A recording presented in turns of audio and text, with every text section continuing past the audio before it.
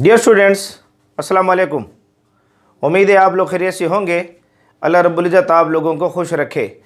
देखें, जैसे कि आपके इल्म में है कि हमने DNF ब्लॉक एलिमेंट की सीरीज़ को स्टार्ट किया हुआ है और उस पर लेक्चर नंबर 06 में आज आप लोगों के सामने लाया हूँ। याद रखें, आपके सामने एक टेबल बनी हुई है आपके कोर्स में, जो KPK बोर्ड के कंटेंट्स को हम यूज़ करते हैं। उसमें जो टेबल के अंदर जो है आयनिक रेडियस था इससे पहले, और एटॉमिक रेडियस था, हमने उसको डिस्कस किया।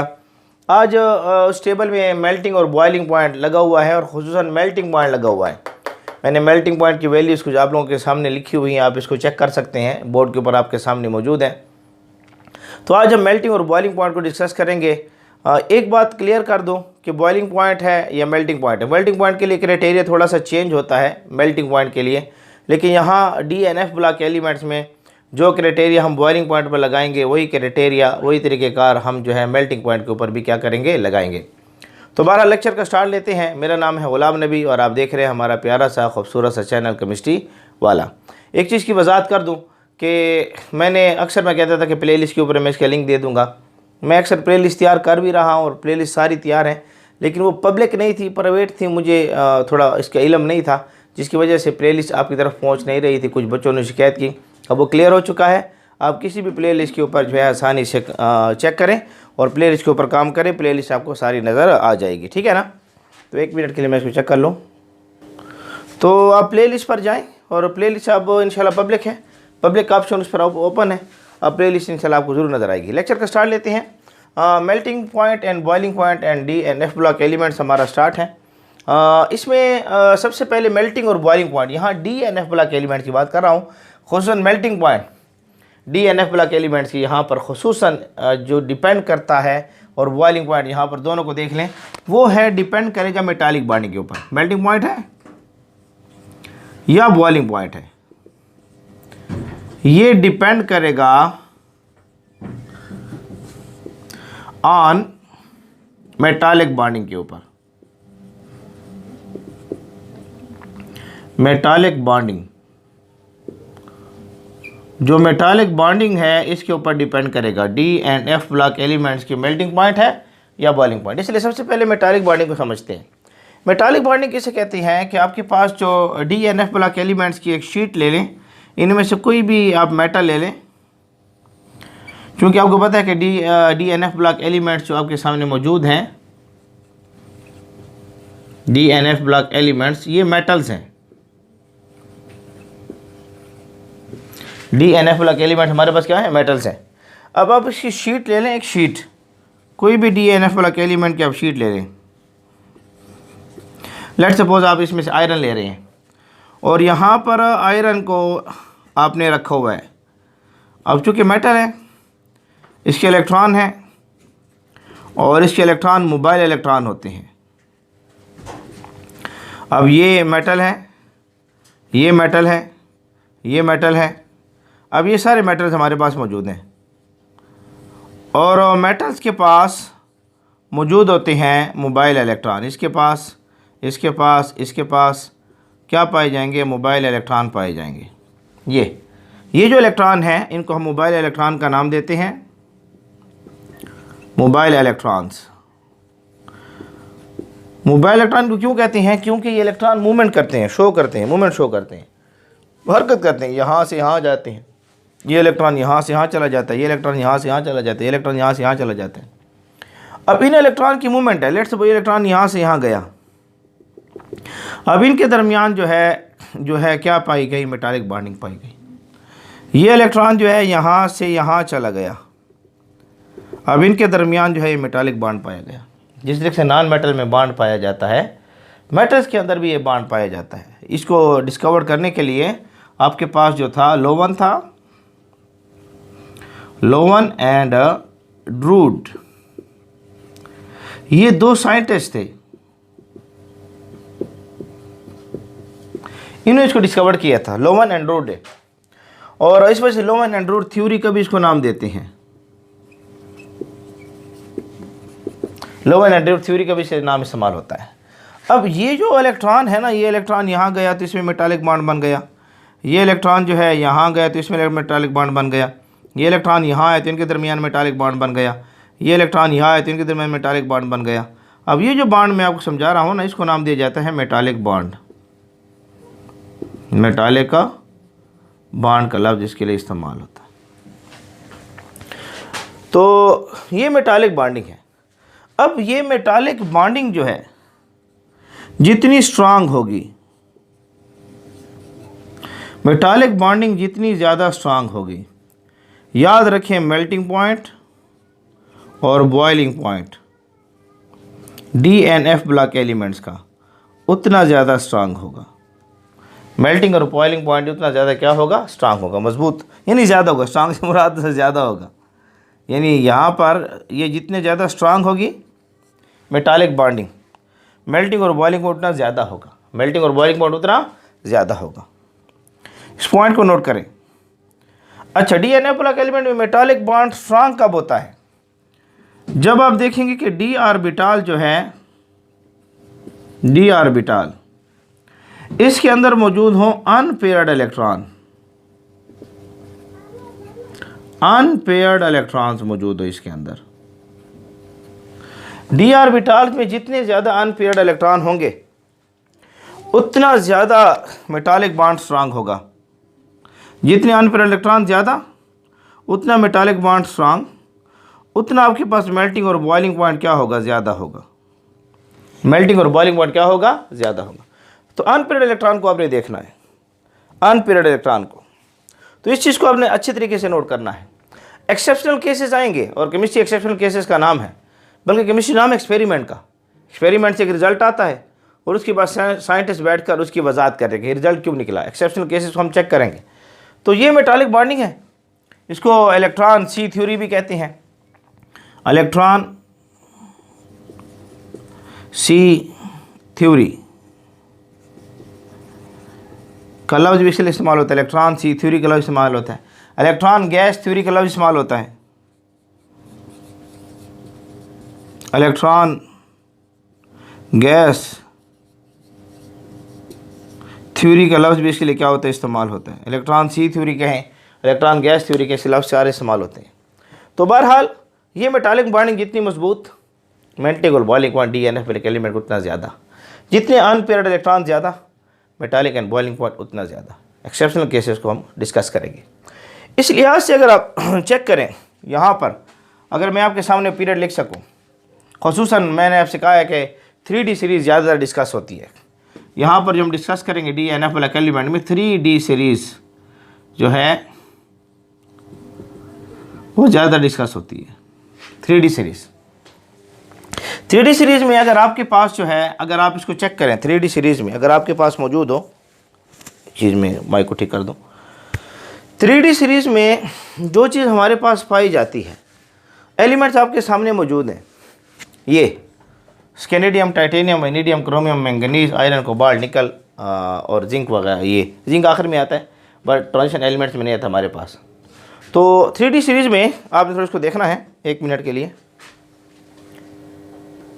तो हमारे पास 3D सीरीज़ जो है इसमें ज़्यादा डिस्कस होती है। 3D सीरीज़ जो हमारे पास डिस्कस होगी, यहाँ पर ये जो सीरीज़ होगी 3D सीरीज़ डिस्कस होगी। इसमें अगर आप लोगों को याद हो, मैंने आपके सामने 3D सीरीज़ जो लिखी थी इस तरह, स्केनेडियम, टाइटेनियम,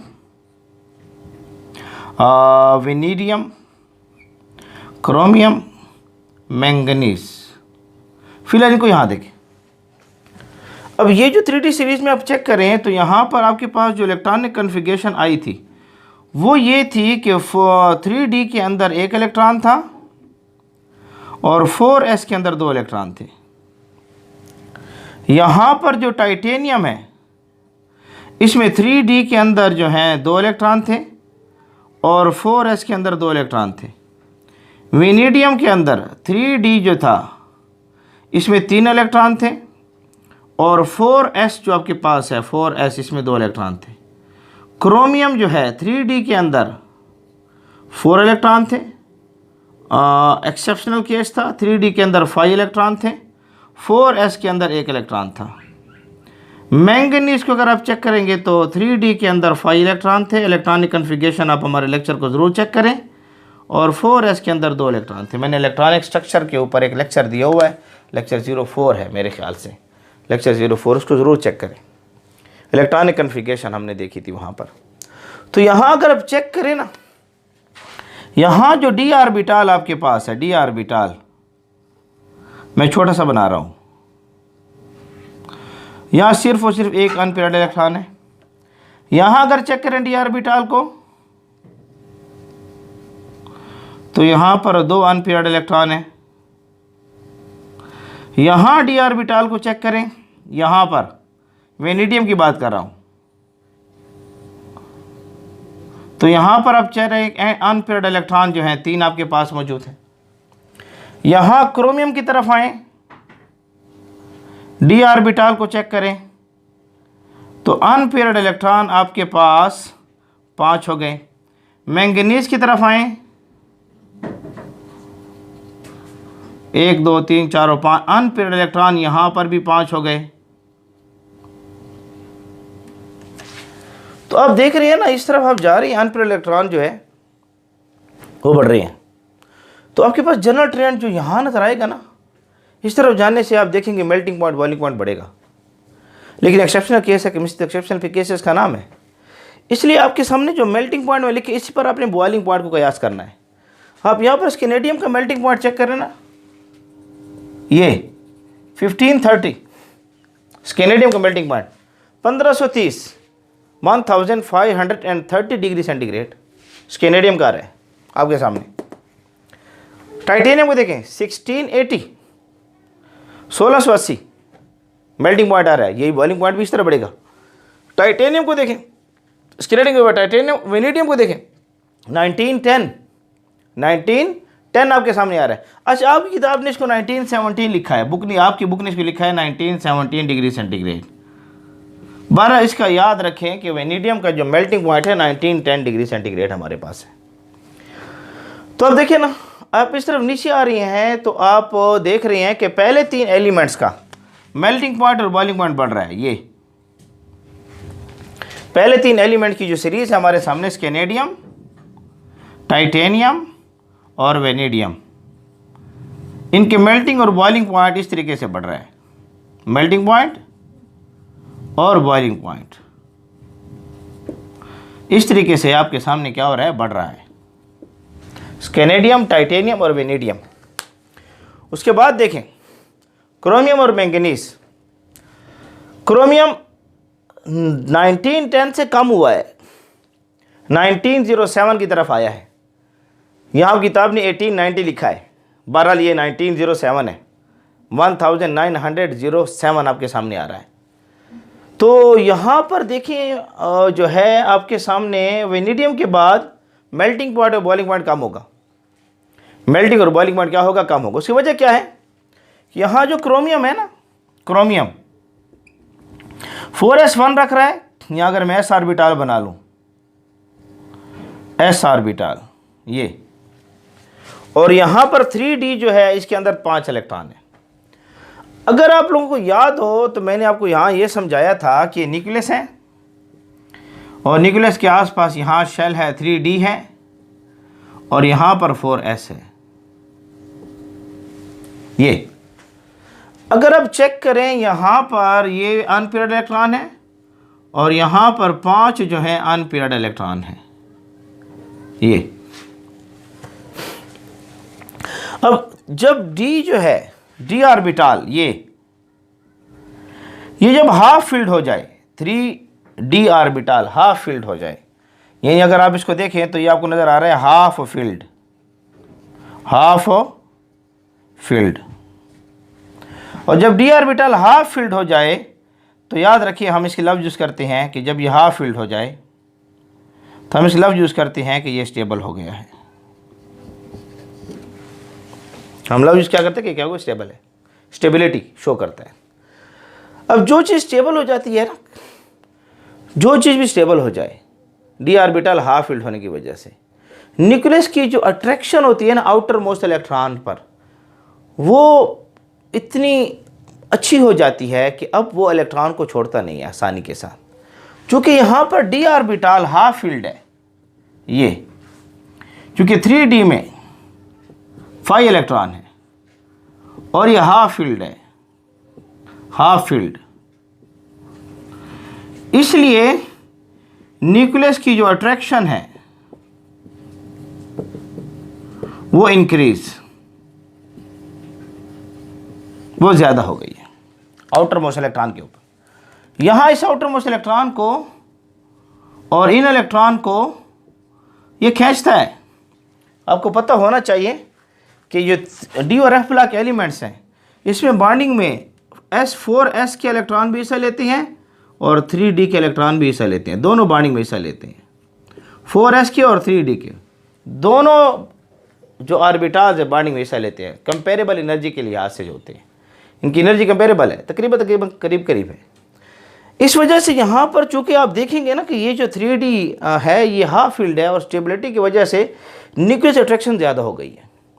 अब जो न्यूक्लियर अट्रैक्शन ज़्यादा होगी हाफ फील्ड होने की वजह से, अगरचे अनपेयर्ड इलेक्ट्रॉन है, अगरचे क्या मौजूद है, अनपेयर्ड इलेक्ट्रॉन मौजूद है। मैं इसको साफ करने जा रहा हूँ इसको थोड़ा सा। अगरचे अनपेयर्ड इलेक्ट्रॉन मौजूद है यहाँ पर, ये क्रोमियम में अनपेयर्ड इलेक्ट्रॉन मौजूद है, लेकिन चूंकि हाफ फील्ड होने से न्यूक्लियस अट्रैक्शन ज़्यादा है। न्यूक्लियस अट्रैक्शन क्या होगी, ज़्यादा होगी, तो याद रखें मेटालिक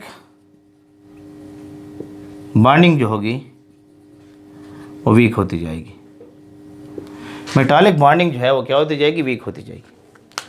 तो इस चीज़ को दिमाग में रखें, अनपेयर्ड इलेक्ट्रॉन ज़्यादा हो रहे हैं और हमने यहाँ ये पढ़ा है कि अनपेयर्ड इलेक्ट्रॉन ज़्यादा होंगे तो उतनी ज़्यादा मेटालिक बॉन्डिंग स्ट्रांग होगी। लेकिन इसमें एक्सेप्शनल केस आ रही है। अगर आपके पास डी ऑर्बिटल हाफ फील्ड हो या आपके पास डी ऑर्बिटल फुल फील्ड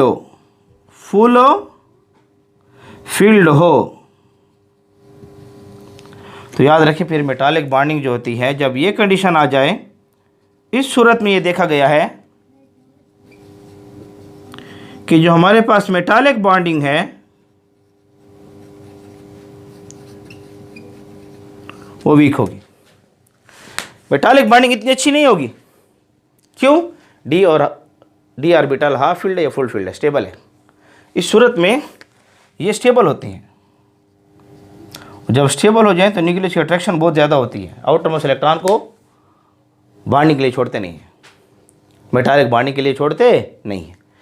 इस वजह से ये क्रोमियम अगरचे अनपेयर्ड इलेक्ट्रॉन इसके ज़्यादा हो रही हैं, लेकिन आप देखेंगे कि इनके अंदर जो है मेटालिक बॉन्डिंग कमज़ोर होगी। इसलिए इसके मेल्टिंग पॉइंट 1910, वेनेडियम 1910 और क्रोमियम 1907 शो करके कम हो रहे हैं। तो आप देख रहे हैं कि हमारे पास जो यहाँ पर आ रहा है क्रोमियम का मेल्टिंग पॉइंट या बॉइलिंग पॉइंट कम होगा। किससे? वेनेडियम से। वेनेडियम की निस्बत इसका मेल्टिंग और बॉइलिंग पॉइंट कम होगा। अगरचे टाइटेनियम और स्केनियम से ज़्यादा होगा, टाइटेनियम और स्केनेडियम से ज़्यादा होगा। स्केनेडियम 1530 है, टाइटेनियम 1680 है और यहाँ पर क्रोमियम 1907 है, 1907 है। तो ज़्यादा जो है वेनेडियम का है, लेकिन क्रोमियम का टाइटेनियम और स्केनेडियम से क्या होगा, ज़्यादा होगा। इसको याद रखें, इस चीज़ को अपने दिमाग में ज़रूर रखें। तो आपके सामने जो है ये सूरत हाल रहेगी। अगर आप मैंगनीज को चेक करें, ये बड़ा इंपॉर्टेंट पॉइंट है, मैंगनीज। इसके अगर आप मेल्टिंग पॉइंट को चेक करें, ये मेल्टिंग पॉइंट को और बॉइलिंग पॉइंट भी इस तरह आप चेक कर सकते हैं। 1247 अचानक डिक्लाइन हुआ है, अचानक कम हुआ है। इसके मेल्टिंग पॉइंट को देखिए 1247 आ रहा है, बॉइलिंग पॉइंट भी ऐसे अचानक कम हुआ है। उसकी वजह क्या है? यहाँ पर जो है 4s2 है और 3d5 है, 4s2 है और 3d5 है। यानी अगर आप चेक करेंगे यहाँ पर डी ऑर्बिटल को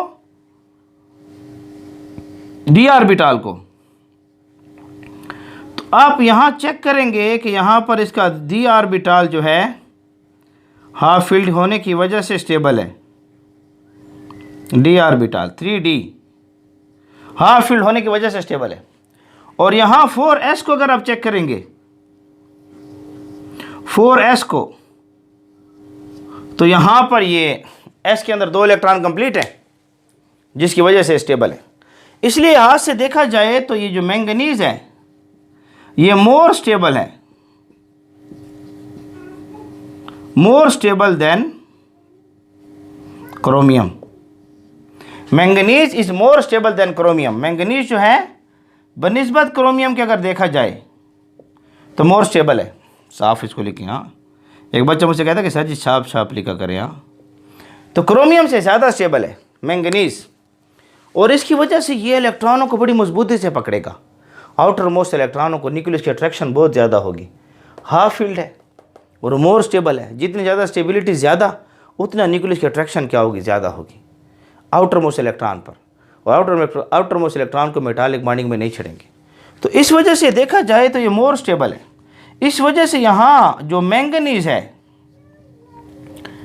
इधर जो न्यूक्लियस की अट्रैक्शन है ना, अट्रैक्शन वो बहुत ज़्यादा है। इस वजह से यहाँ जो मेटालिक बॉन्डिंग होगी, उम्मीद है आप लोगों को नज़र आ रहा होगा, मेटालिक बॉन्डिंग जो होगी वो आपको वीक नज़र आएगी। यहाँ जो मेटालिक बॉन्डिंग है आपको वीक नज़र आएगी। मैं चेक कर लूँ, नज़र आ रहा है? हाँ, बिल्कुल क्लियर नज़र आ रहा है। क्यों? यहाँ मैंगनीज जो है ना, मैंगनीज, ये मैंगनीज, इसके अंदर आप देखेंगे कि ये बिल्कुल यहाँ 3 ऑर्बिटल हाफ फील्ड है और यहाँ 4sb आपके पास ऑर्बिटल फुल फील्ड आ रहा है। इसलिए मोर स्टेबल है मैंगनीज। यहाँ मेटालिक बॉन्डिंग और भी वीक होगी, और इतनी वीक मेटालिक बॉन्डिंग हो जाती है कि मेल्टिंग और बॉइलिंग पॉइंट देखें 1247। इसलिए यहाँ से अगर देखा जाए ना तो ट्रांजिशन सीरीज में सॉफ्ट मेटल कौन सा है? सॉफ्ट मेटल ट्रांजिशन सीरीज में अगर 3D सीरीज में आप चेक करें, ये मैंगनीज है, ये सॉफ्ट मेटल है। इनके लिहाज से, जो बाकी इनके लिहाज से सॉफ्ट मेटल है। वजह क्या है? अगर अनपेयर्ड इलेक्ट्रॉन है लेकिन स्टेबिलिटी की वजह से। अब उसके बाद आप चेक करेंगे जितनी इलेक्ट्रॉन की, अच्छा यहाँ इसको पहले नोट कर लें ताकि मैं साफ कर सकूं और मज़ीद बातें की वजाहत कर सकूं। मैं सेट पर हो गया हूँ, स्क्रीन शॉट लेना चाहे तो ले लें, या इसको नोट करना चाहे तो नोट कर लें। शाबाश, जल्दी से।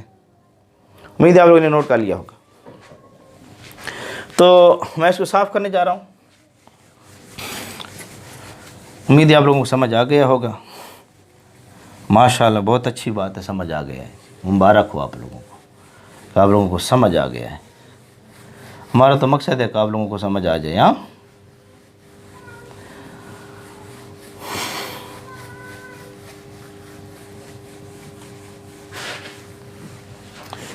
तो आपके पास यहाँ पर आप चेक करें, जो हमारे पास आयरन है, आयरन के बाद कोबाल्ट है, निकल है और कापर है। ज़रा जिंक है, जिंक का मेल्टिंग पॉइंट, बॉइलिंग पॉइंट और भी कम होगा। तो हमारे पास क्या है, इनको चेक करें।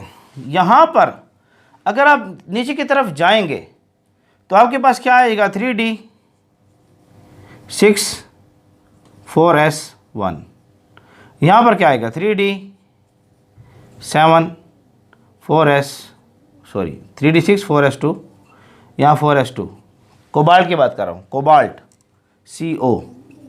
निकल में क्या होगा, 3d8 और 4s2।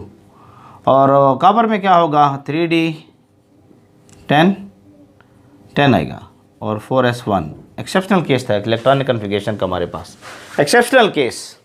यहाँ कॉपर का इलेक्ट्रॉनिक स्ट्रक्चर हम लेक्चर ज़रूर चेक करें। लेक्चर 04 केमिस्ट्री वाला के नाम से यूट्यूब पर जाएं, इलेक्ट्रॉनिक स्ट्रक्चर लेक्चर 04 केमिस्ट्री वाला लिखें, इंशाल्लाह आपको मिल जाएगा, या प्ले लिस्ट तैयार है, वहाँ पर चेक करें। तो यहाँ आप चेक करें ना, यहाँ पर डी ऑर्बिटल को आप चेक करें। डी ऑर्बिटल को थोड़ा बड़ा बना लेते हैं।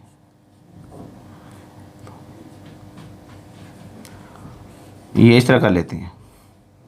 ओए होए, तो यहाँ देखें, यहाँ एक इलेक्ट्रॉन, यहाँ एक इलेक्ट्रॉन, यहाँ एक इलेक्ट्रॉन, यहाँ एक इलेक्ट्रॉन, यहाँ एक इलेक्ट्रॉन।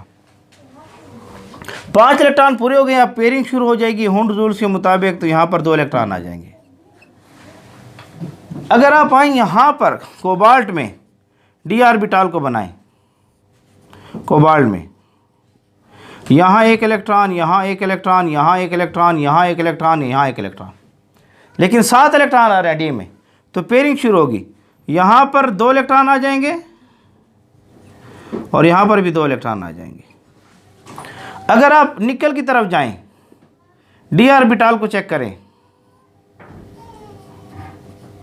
यहाँ 1 इलेक्ट्रॉन, यहाँ 1 इलेक्ट्रॉन, यहाँ 1 इलेक्ट्रॉन, यहाँ 1 इलेक्ट्रॉन, यहाँ 1 इलेक्ट्रॉन, टोटल 8 है। ये निकल की बात कर रहा हूँ। तो यहाँ पर पेयरिंग शुरू हो जाएगी। पेयरिंग क्या हो जाएगी? शुरू हो जाएगी। 1 2 3 4 5 6 7 और 8। अगर आप कॉपर की तरफ जाएं, कॉपर की तरफ डी ऑर्बिटल फुल फील्ड भी आ रहा है, स्टेबिलिटी की तरफ जा रहा है, पेयरिंग भी हो रही है। 1 2 3 4 5 6 7 8 9 और 10। अब आप देखें ना, यहां पर अनपेयर्ड इलेक्ट्रॉन को देखें कितनी है। अनपेयर्ड इलेक्ट्रॉन, अनपेयर्ड इलेक्ट्रॉन्स 1 2 3 4 है। यहां पर अनपेयर्ड इलेक्ट्रॉन को देखें, 1 2 3 है।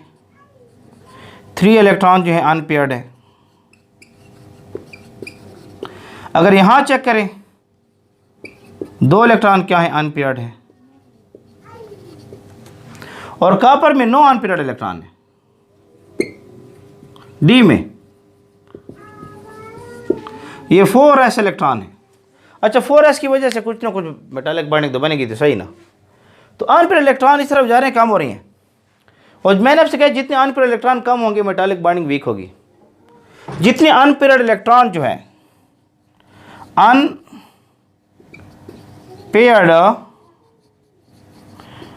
इलेक्ट्रॉन जो हैं ये डिक्रीज होंगे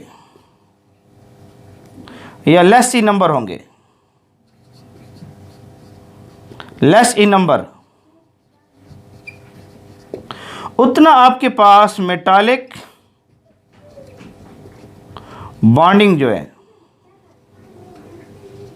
ये वीक होगी। मेटालिक बॉन्डिंग क्या होगी? वीक होगी। और उतना मेल्टिंग पॉइंट और बॉइलिंग पॉइंट ये कम होता जाएगा। इसलिए आप देख रही हैं आयरन, कोबाल्ट, निकल, कॉपर में मेटालिक बॉन्डिंग कम होगी, अनपेयर्ड इलेक्ट्रॉन कम हो रही है। अब चेक करें आयरन की, यहाँ पर आयरन की मेटालिक बॉन्डिंग कितनी आ रही है? 1535 degree centigrade, 1535 degree centigrade, 1535 degree centigrade.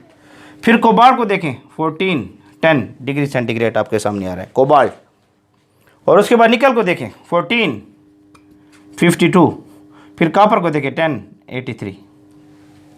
जितना आप नीचे आ रही हैं मेटालिक बॉन्ड क्या हो रहा है? कम हो रहा है। मेल्टिंग और बॉइलिंग पॉइंट क्या हो रहा है? कम हो रही है। इस लिहाज से आपके पास आयरन, कोबाल्ट, निकल और कॉपर, आपके पास ऑर्डर ये रहता है, ऑर्डर ये रहता है। आपके पास नीचे जाने से मेटालिक बॉन्डिंग कम हो रही है, मेल्टिंग और बॉइलिंग पॉइंट भी क्या होगा? कम होगा। आप चेक करेंगे क्यों? रीज़न क्या है? अनपेयर्ड इलेक्ट्रॉन, अनपेयर्ड इलेक्ट्रॉन कम हो रही है। अनपेयर्ड इलेक्ट्रॉन कम होंगे तो मेटालिक बॉन्डिंग कम होगी और मेल्टिंग और बॉइलिंग पॉइंट भी कम होगा। लेकिन यहाँ पर इनके ज़्यादा हैं, स्केनेडियम, टाइटेनियम, वेनेडियम। लेकिन उसे एक्सेप्शनल किस आ रहा है? क्रोमियम और मैंगनीज, क्रोमियम और मैंगनीज। ये एक्सेप्शनल केसेस में आपके सामने आएंगे। इस लिहाज से अगर देखा जाए तो अगर मैं आर्डर लिखूं आपके सामने मेल्टिंग पॉइंट और बॉइलिंग पॉइंट का, तो आपके सामने इस आर्डर के लिहाज से देखा जाए तो वेनेडियम, अगर मैं आर्डर आपके सामने लिखना चाहता हूं आर्डर, तो वेनेडियम की मेल्टिंग और बॉइलिंग पॉइंट सबसे ज़्यादा होगा। आपके सामने है, ये आर्डर आएगा। उसके बाद अगर हम चेक करें, फिर आपके सामने आ रहा है क्रोमियम, दूसरे नंबर पर क्रोमियम आपके सामने आ रहा है यहाँ पर ये। उसके बाद जो आपके सामने है स्केनेडियम, टाइटेनियम आपके पास आ चुकी है, वेनेडियम, क्रोमियम, फिर स्केनेडियम और टाइटेनियम आपके सामने आ चुके हैं। उसके 15 नहीं, उसके बाद आयरन है 1535, स्केनेडियम यहाँ देखें 1535 आयरन आ रहा है, आयरन। और आयरन के बाद जो है फिर आपके पास कैनेडियम है स्कैनेडियम सबसे पहले आपके पास आ चुका है, सॉरी इसको यहाँ देखें, वेनेडियम आपके पास आ चुका है 1910, फिर क्रोमियम है 1907 है, और उसके बाद जो है टाइटेनियम है 16, टाइटेनियम के बाद जो है आपके पास आयरन है, आयरन के बाद जो है स्कैनेडियम है, आयरन के बाद जो है आपके पास क्या आ रहा है, स्कैनेडियम आपके पास आ रहा है। सॉरी कुछ देर की वीडियो रुक गई थी, थोड़ा चेक करें। यहाँ आपके पास क्या आ रहा है, सबसे ज़्यादा किसका आ रहा है, वेनेडियम, क्रोमियम दूसरे नंबर पर, तीसरे पर टाइटेनियम 1680, आयरन 1535, स्कैनेडियम 1530। ये आपके पास ऑर्डर आ रहा है। उसके बाद तो ऑर्डर क्लियर है, यहाँ आपके पास ये सारे क्लियर हो चुके हैं, scandium, titanium, vanadium, chromium, manganese, iron भी क्लियर हो चुके हैं। फिर कोबाल्ट है, निकल है, कॉपर है। उसके बाद क्या आ रहा है आपके पास, कोबाल्ट, कोबाल्ट, निकल और कॉपर। तो ये ऑर्डर आपके पास रहेगा मेल्टिंग पॉइंट का और बॉइलिंग पॉइंट का। इस ऑर्डर को अच्छे तरीके से दिमाग में बिठा लें। ये ऑर्डर आपके पास किसका आएगा, मेल्टिंग पॉइंट का और बॉइलिंग पॉइंट का। मैंने वजाहत कर दी है, इरेगुलर ऑर्डर है। वजह क्या है, अनफिल्ड इलेक्ट्रॉन ज़्यादा होंगे तो मेल्टिंग बॉइलिंग पॉइंट ज़्यादा होगी। Exceptional case 3D full field हो जाए, हाफ फील्ड हो जाए, तो आप अचानक देखेंगे कि मेल्टिंग और बॉइलिंग पॉइंट कम हो जाएगा। कम आना क्या हो जाएगा, शुरू हो जाएगा, लेकिन इतना कम भी नहीं होगा कि बिना औरों से कम होना शुरू हो जाए। लेकिन ये जो डिक्लाइन आती है, मैं क्या चाहूँ, केमिस्ट्री नाम एक्सपेरिमेंट का है कि अचानक यहाँ पर इतना कम क्यों हो गया, इतना कम अचानक क्यों हो गया। तो आप उस केमिस्ट्री उसका जवाब देती है, कोई ना कोई केमिस्ट्री कहानी बनाती है, साइंटिस्ट मिलकर एक सोच करते हैं, तहकीक करते हैं और उसके बाद एक चीज़ आपके सामने पेश करते हैं। इस वजह से आपके पास ऑर्डर रहेगा मेल्टिंग पॉइंट और बॉइलिंग पॉइंट का। इसको अच्छे तरीके से क्या करें, नोट करें। तो हमारे आज का लेक्चर था मेल्टिंग और बॉइलिंग पॉइंट के ऊपर, DNF ब्लॉक एलिमेंट की सीरीज़, जो टेबल आपके सामने बना हुआ है उसमें मेल्टिंग और बॉइलिंग पॉइंट को डिस्कस कर लिया है। इंशाल्लाह इसके बाद डेंसिटी को हम डिस्कस करेंगे। इसको नोट करें, ये वीडियो को पास करके आप इसको नोट करना चाहते हैं नोट कर लें, या स्क्रीनशॉट लेना चाहते हो ले लें, मैं साइड पर हो गया हूँ। उम्मीद है आप लोगों को हमारा आज का लेक्चर पसंद आया होगा। अल्लाह रब्बुल इज़्ज़त आप लोगों को खुश रखे। देखिए, एक गुजारिश है आप लोगों से कि ये केमिस्ट्री वाला जो चैनल है, ये आप ही लोगों का चैनल है और आप ही लोगों ने मेहनत करके खूब पढ़ना है। इस चैनल को यूज़ करें। हम चाहते हैं KPK पाकिस्तान के अंदर एक क्वालिटी एजुकेशन बच्चों को दे सके, और जितना हमारे पास में है हम कर रहे हैं, कोशिश कर रहे हैं। लेकिन एक चीज़ गुजारिश है कि हमारे ऊपर डिपेंड होकर ना बैठें, ख़ुद पढ़ें, मेहनत करें। जितना हमसे हो सके हम आपको कंटेंट दे रहे हैं, जितना फ़ायदा हमसे ले सकते तो ले लें। अल्लाह रब्बुल इज़्ज़त आप लोगों को खुश रखे, पढ़ते रहें।